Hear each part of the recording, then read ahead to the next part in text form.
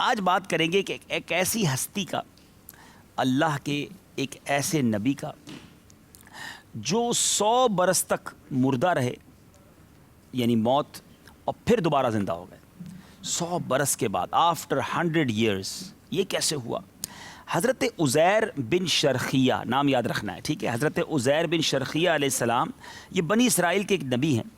ماجرا کچھ یوں تھا کہ بنی اسرائیل میں بہت ساری بدعمالیاں ہو گئیں۔ آپ دیکھ رہے ہیں ہم روز ہی تقریباً جو واقعات سن رہے ہیں بنی اسرائیل کے ہی ہیں۔ یہ بنی اسرائیل والے بڑی گڑبڑ کرتے تھے، ہر نبی کی انہوں نے یوں سمجھے بہت سارے انبیاء کی مخالفتیں بھی کیں، کئی بار توبہ کرتے، عذاب ٹل جاتا، پھر ایسا کرتے۔ بے شک اس میں اچھے لوگ بھی تھے، لیکن بہت زیادہ عذابات کی جو فہرست ہے وہ بنی اسرائیل کی قوم میں ہی۔ اب ان پر کیا جو ہے وہ عذاب آیا کہ بخت نصر ایک غیر مسلم بادشاہ تھا، اس نے بہت بڑی فوج کے ساتھ بیت المقدس پر حملہ کیا اور اس شہر کے 1 لاکھ باشندوں کو قتل کر دیا، 1 لاکھ لوگوں کو، اور 1 لاکھ کو ملک کے شام میں ادھر ادھر بکھیر کر آباد کر دیا، اور 1 لاکھ کو گرفتار کر کے لونڈی اور غلام بنا لیا۔ یعنی 3 لاکھ لوگوں کا نہیں سمجھے کہ بیڑا غرق کر دیا۔ 1000 تو مار ہی دیے، 1000 ملک سے باہر نکال دیے، 1 لاکھ کو غلام بنا لیا۔ حضرت عزیر علیہ السلام اللہ کے نبی بھی انہی قیدیوں میں سے تھے، اور اس کے بعد اس بادشاہ نے، ظالم نے کیا کیا، بیت المقدس کو اور پورے شہر کو توڑ پھوڑ کر ختم بسمار کر دیا، بالکل شہر کا ملیہ میٹ کر دیا۔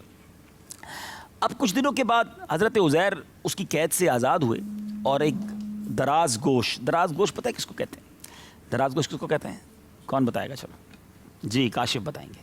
گدھے کو۔ ہاں اچھا، گدھے کو دراز گوش کیوں کہتے ہیں؟ گدھا کہتے تھے بھائی، وجہ کوئی ہے؟ دراز گوش کس چیز کا معنی، اس کا معنی کیا ہے دراز گوش؟ ہاں یہ سوال بنا نا۔ چلے بھائی، کوئی ہے بیرون ملک والوں میں سے بتائے دراز گوش کس کو کہتے ہیں؟ گدھے کو تو کہتے ہیں، مگر دراز گوش کے معنی کیا ہے؟ السلام علیکم وعلیکم السلام ورحمۃ اللہ وبرکاتہ۔ محمد نعمت طارق کویت سے۔ جی، لمبے کانوں والا۔ لمبے کانوں والا، گوش کہتے ہیں کانوں کو، اس کے کان لمبے ہوتے ہیں نا، تو دراز گوش۔ تو چلے یہ بھی سیکھنے کو مل گیا، دراز گوش کے معنی کیا ہے؟ لمبے کان۔ ہاں دیکھو، پھر پتہ ہونا چاہیے نا۔ اچھا اب چلتے ہیں، اب کیا ہوا؟ آپ نے اس دراز گوش کے ساتھ اس شہر کو دیکھا، تو آپ کا شہر تھا، وہیں آپ کی زندگی گزری تھی، آپ بڑے افسردہ ہو گئے۔ آپ نے دیکھا کہ چاروں طرف کوئی انسان ہی نہیں ہے، شہر تباہ و برباد ہو گیا ہے، درختوں پر پھل آ کر پکے ہوئے ہیں، کھانے والا کوئی نہیں ہے۔ اب بڑے آپ حسرت کے ساتھ آپ نے اللہ کی بارگاہ میں عرض کی کہ اس شہر کی ایسی بربادی اور ایسی ویرانی کے بعد بھلا اب اللہ اس کو کیسے آباد کرے گا؟ بچا ہی کوئی نہیں ہے۔ آپ کی زبان سے جملہ نکلا۔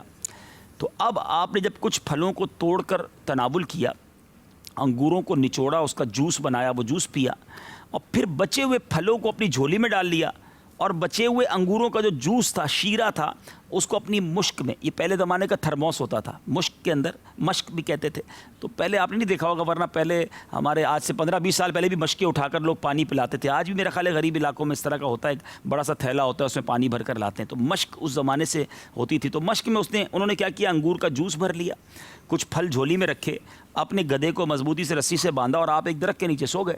انسان نارملی تھکا ہوا ہوتا ہے تو 4-6 گھنٹے 8 گھنٹے سوتا ہے، آپ کی نیند ہی کی حالت میں وفات ہو گئی، ٹھیک ہے؟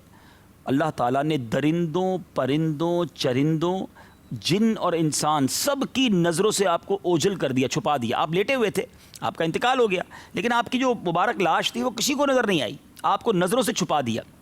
اب آپ یہاں تک کہ 70 برس کا زمانہ گزر گیا، تو ملک فارس کا بادشاہوں میں سے ایک بادشاہ جو ہے اپنے لشکر کے ساتھ اس ویران بیت المقدس والے علاقے میں داخل ہوا۔ اس نے اب کیا کیا، لوگوں کو یہاں بسانا شروع کیا۔ جب شہر خالی تھا تو لوگ لا کر بسائے، گھر بنائے، آباد کیا۔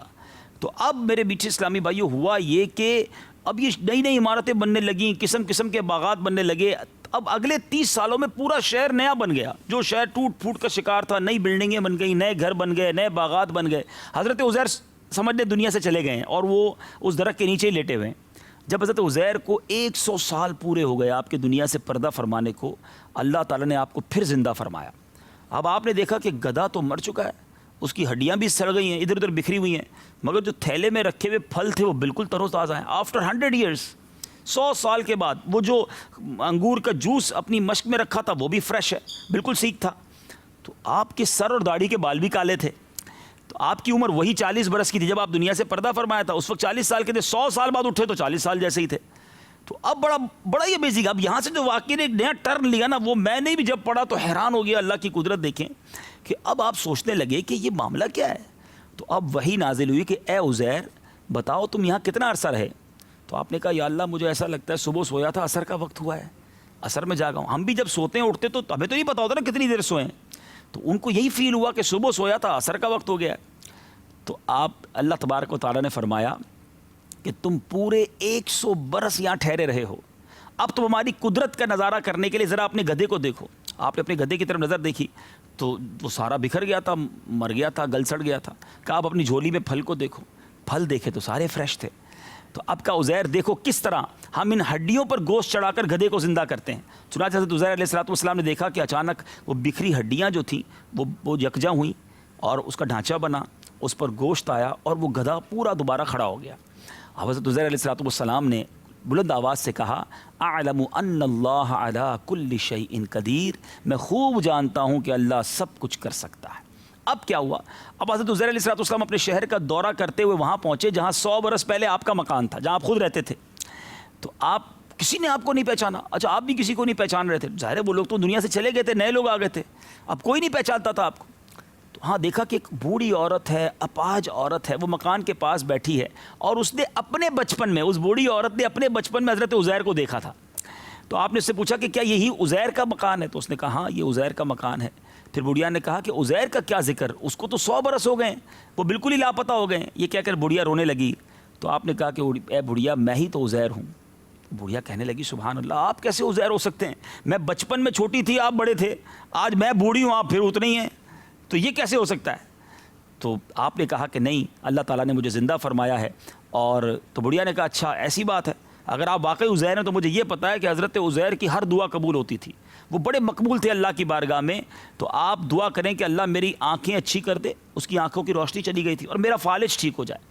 حضرت عزیر نے دعا کی تو آنکھیں بھی آ گئیں, فالج بھی ٹھیک ہو گیا. اب پورے محلے میں شور مچ گیا کہ یہ کیا ہوا, 100 سال کے بعد واپس آئے ہیں اور سارے لوگ بوڑھے ہو گئے یا دنیا سے چلے گئے, آپ 40 سال کے ہی ہیں. اب کیا ہوا, بوڑھیا کی آنکھیں آئیں نا تو اس نے دیکھا تو کہا یہی تو تھے, چہرہ پہچان گئی وہ کہ ہاں حضرت عزیر تو یہی ہیں. اب کہا میں شہادت دیتی ہوں کہ آپ ہی عزیر علیہ السلام ہیں. اب وہ بنی اسرائیل والوں کو جمع کیا گیا, محلے میں لوگ جمع ہو گئے. اب سب لوگ ایک ہی مجلس میں جمع تھے. اس مجلس میں آپ کا لڑکا, اب ذرا امپورٹنٹ بات سنیے گا, حضرت عزیر کا لڑکا تھا جس کی عمر 118 برس ہو چکی تھی. بیٹے کی عمر 118 برس, والد کی عمر 40. اب یہ اللہ کی قدرت دیکھو, حضرت عزیر کا بیٹا اس مجلس میں موجود تھا. تو آپ کے چند پوتے بھی تھے جو بھی سارے بوڑھے ہو گئے تھے, دادا جوان اور پوتے بوڑھے. یہ تو ذہنی آزمائش کی پہلی بن گئی, چلو کبھی انشاءاللہ اس کو بھی شامل کریں گے. اچھا پوتے بوڑھے. تو بڑھیا نے مجلس میں شہادت دی کہ اعلان کیا کہ میں گواہی دیتی ہوں یہی حضرت عزیر ہیں. کسی نے بھی نہیں مانا, بیٹا بھی پریشان, پوتا بھی پریشان کہ ہمارے دادا کہاں سے آ گئے, والد صاحب کہاں سے آ گئے, اور 40 سال ہی عمر ہے.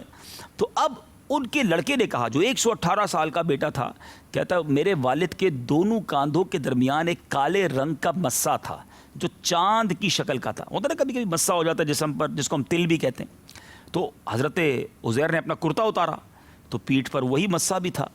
پھر لوگوں نے کہا کہ حضرت عزیر کی ایک اور نشانی تھی کہ ان کو تورات, یہ بھی آسمانی کتاب ہے نا تورات, ٹھیک ہے, 4 کتابیں یاد ہیں نہیں یاد ہیں؟ کون کون سی؟ تورات, زبور, انجیل اور قرآن, ٹھیک ہے نا. تو تورات ان کو زبانی یاد تھی. تو اس زمانے میں پوری زمین پر کوئی بھی ایسا بندہ نہیں تھا جس کو تورات زبانی یاد ہو. کہ اگر آپ اللہ کے سچے نبی حضرت عزیر ہیں تو تورات سنائیے, تورات کو زبانی سنائیے. تو حضرت عزیر نے جو ہے وہ تورات زبانی سنانا شروع کر دی. اب مزے کی بات یہ ہے کہ اگر میں کسی کو کہوں بھائی حافظ قرآن کوئی ہے قرآن سنائیں, اور ہم میں سے کسی کو قرآن کچھ بھی نہ آتا ہو, تو ہمیں کیا پتہ صحیح پڑھ رہا ہے غلط پڑھ رہا ہے. تو کہا آپ پڑھ تو رہے, ہمیں کیا پتہ صحیح پڑھ رہے ہیں کہ نہیں پڑھ رہے. تورات انہوں نے سنانا شروع کی. اس کو کنفرم کون کرتا؟ قاری صاحب سنتے تو پتہ چلتا ہے نا صحیح پڑھ رہے ہیں. حافظ صاحب تراویح پڑھاتے ہیں, پیچھے 2 سامے کھڑے ہوتے ہیں. حضرت عزیر نے تورات سنانا شروع کی, کسی کو آتی نہیں تھی. کہا ہمیں کیا پتہ یہ صحیح پڑھ رہے نہیں پڑھ رہے. تو ایک آدمی نے کہا کہ میرے والد کو جب بخت نصر نے گرفتار کیا تھا تو اس دن ایک ویرانے میں میرے والد نے انگور کی ایک بیل کے نیچے تورات کتاب دفن کر دی تھی. وہ موجود ہوگی کتاب بھی, بخت نصر نے کتابیں بھی معاذ اللہ ساری ختم کر دی تھی, اور سارے تورات کے جو حافظ تھے ان کو چن چن کر مار دیا تھا. یعنی اس وقت زمین پر تورات کتاب بھی نہیں تھی, تورات کا پڑھنے والا یعنی حافظ بھی کوئی نہیں تھا, صرف حضرت عزیر تھے اور ایک کتاب وہ انگور کی بیل کے نیچے تھی. اب گاؤں والوں گئے اور انہوں نے جا کے زمین کھودی, वहाँ से वो तौरात किताब निकाली, कहा अब सुनाएं। अब तौरात किताब सामने थी, हज़रत उज़ैर ज़बानी शुरू हो गए। अब उन्होंने सुना तो कहा ये तो वाकई पूरी किताब इनको याद है। अब मेरे मीठे इस्लामी भाइयों, जब हज़रत उज़ैर की ये बातें सुनी तो अब एक गलती हो गई बनी इसराइल से, बहुत बड़ी गलती हो गई। और ये वही बात है कि ईमान की कमज़ोरी। जब इन्होंने देखा कि इनको तौरात भी ज़बानी याद है, ये 100 साल के बाद भी 40 साल के हैं, होना ये चाहिए था कि अल्लाह की कुदरत पर यकीन रखते। इन्होंने कहना शुरू कर दिया कि आप अल्लाह के बेटे हैं, माअज़ल्लाह। इस वजह से वो गैर मुस्लिम हो गए। यहूदियों का यही अकीदा है, उस दिन से यहूदी हज़रत उज़ैर को अल्लाह का बेटा कहते हैं, इसीलिए वो ईमान वाले नहीं। ठीक है, लेकिन अब इस वाक़े से सीखने को कितना कुछ मिलता है। अल्लाह की शान, अल्लाह की कुदरत, अल्लाह ताला की कुदरत का नज़ारा देखे कि एक ही जगह थी, गधा मर गया, फ्रूट सलामत है। ठीक है, हज़रत उज़ैर पर उम्र भी नहीं बढ़ी। तो इससे पता है क्या उलमा ने खूबसूरत बात निकाली कि इससे पता चलता है कि कब्रिस्तान एक ही हो, आबो हवा एक ही हो, कब्रें एक ही मिट्टी से बनी हों, मगर किसी कब्र के अंदर हाल कुछ और होता है, किसी कब्र में हाल कुछ और होता है। बराबर ही में कब्र में जहन्नम का अजाब हो रहा होता है, इसके बराबर वाली कब्र में जन्नत की खिड़की खुली होती है, रहमतें बरस रही होती है। अल्लाह मेरी और आपकी कब्र को जन्नत का बाग बनाए। तो अल्लाह की शान पर यकीन होना चाहिए। एक और बात सीखने को मिली कि बाज़ औक़ात लोग बहुत जल्दी मायूस हो जाते हैं कि यार मेरी इतनी मुश्किलें, मेरे मसले हल नहीं होने, मैं इतनी परेशानी में हूँ, मैं कैसे ठीक होऊंगा, मुझे डॉक्टरों ने मना कर दिया। ये मरीज़ों के लिए मदनी फूल है। बहुत सारे हो सकते हैं मुझे मरीज़ सुन रहे होंगे जिनको डॉक्टर ने कहा होगा कैंसर के आखिरी स्टेज पर है, और जनाब इसकी किडनी फेल हो गई है, फ़लाँ का ये मसला है। मेरा रब चाहे, वो रब तो 100 साल के बाद अपने बंदे को ज़िंदा कर सकता है, 70,000 मुर्दों को खड़ा कर सकता है। तो मैं तो फिर भी ज़िंदा हूँ और बीमारी हूँ ना, मेरा रब चाहे तो शिफा दे सकता है। अल्लाह पर भरोसा रखें, अल्लाह पर यकीन रखें, हर मुश्किल में अपने रब को पुकारें, वो ज़रूर कारसाज मदद फरमाएगा। इन्नल्लाह अला कुल्लि शैइन कदीर। ज़िंदगी में कभी मायूसी नहीं आने देना कि नहीं ये नहीं हो सकता। हाँ, हमारे आपके लिए हो सकता है, हम नहीं कर सकते, मगर अल्लाह चाहे तो वो अबाबील के लश्कर के ज़रिए छोटे छोटे कंकर लेकर परिंदे आते हैं और हाथी वालों का भुस बन जाता है कि किस तरह अल्लाह ने एक परिंदों के छोटे छोटे कंकरों के ज़रिए हाथियों के लश्कर का यूँ समझिए कि तहस नहस करके रख दिया। तो ये है मेरे रब की कुदरत। तो इंशाअल्लाह आप इंशाअल्लाह अल्लाह की कुदरत पर, अल्लाह पर पक्का भरोसा रखेंगे इंशाअल्लाह।